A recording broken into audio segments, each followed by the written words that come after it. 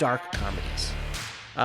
Yes. Specifically, one of my favorite dark comedies, Heathers, which was arguably a comedy. Yeah. But it is funny as hell. And you can't make that movie today. Like, that movie would never in a million years be made today.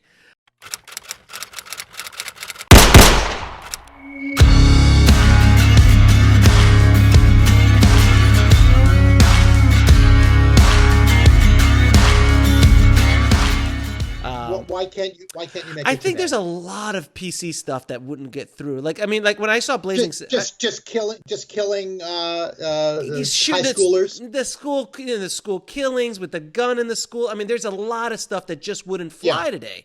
Like when I saw Blazing Saddles for the first time, I was like, well, there's no way in hell that movie could be made today. Like, it's just not going to happen. And I saw this years ago, but even then.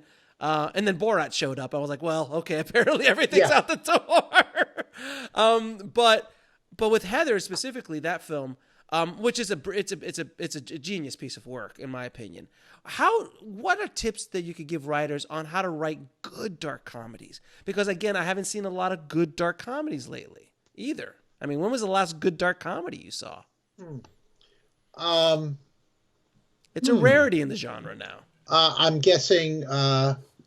I'm thinking about things like Wag the Dog. That's still 25 years ago. Yeah, Dr. Strangelove. Of course. I think the key. I mean, listen, Breaking Bad is a dark comedy.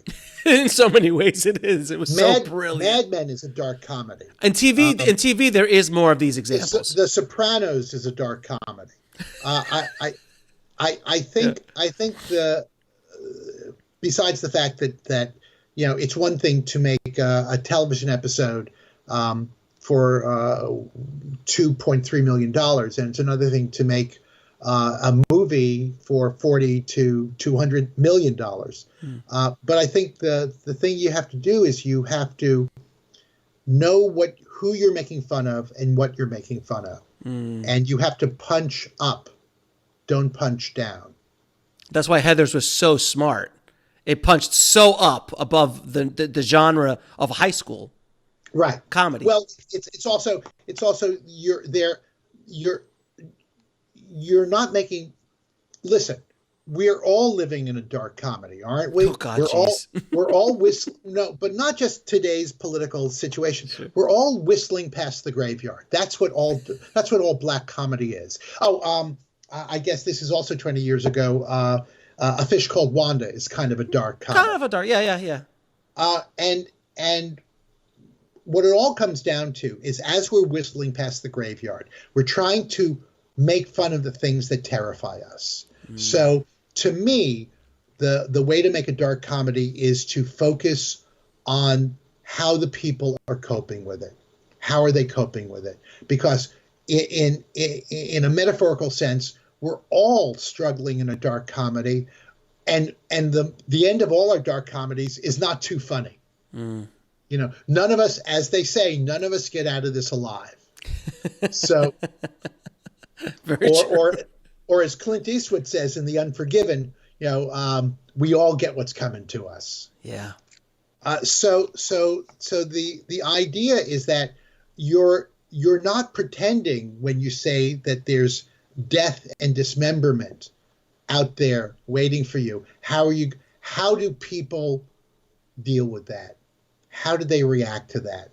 What happens to the living people as they grapple with these issues of death and destruction and extinction?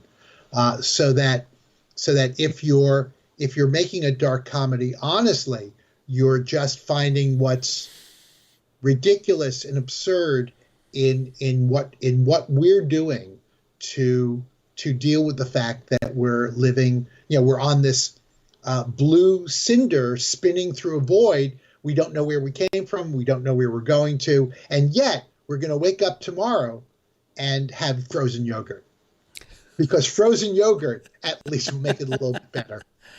We are the only creature on the planet that knows that we will not be here eventually. Right. And what do we do based on that? Do we all sit home weeping softly, writing haiku? No. we wake up and we say Thai food. Thai. I think that'll do it today. I think Thai. That'll do it. Yeah, Thai or like dark chocolate. Dark chocolate, of course. 80%. Starbucks. Every day, Starbucks. I'm going to spend $3.25 because Starbucks will make my eventual descent into death and entropy. It'll make it a little bit more worthwhile. That's